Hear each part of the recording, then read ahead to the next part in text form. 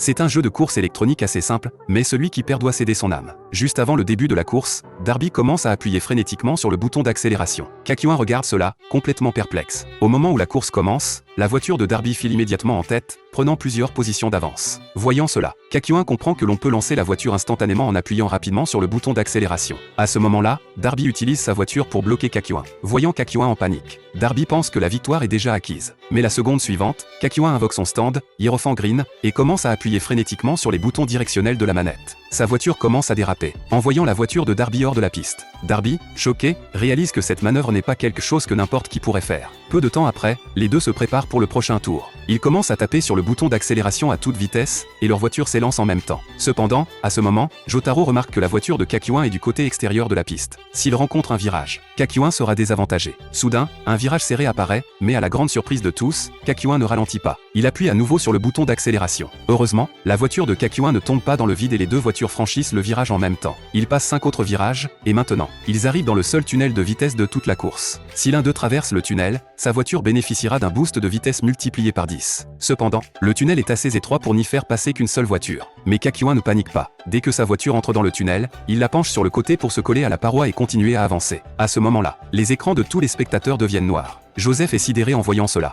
Il s'avère que le tunnel coupe le signal. Les coureurs doivent donc se fier uniquement à leur mémoire pour le traverser. Le parcours n'est pas facile non plus. Il y a 6 virages en serpentin, un champ de mine, et même un canon. Heureusement, les deux pilotes ont parfaitement mémorisé la carte, sachant exactement quand le canon va tirer. Lorsque le canon lance son missile, tout le tunnel s'illumine. Mais juste à ce moment-là, Joseph réalise que la voiture de Kakyoin est en fait en tête.